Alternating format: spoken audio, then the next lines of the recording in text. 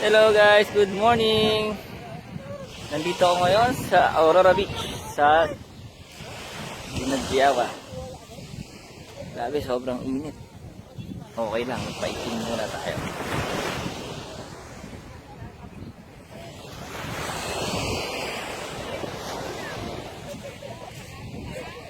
Bye-bye.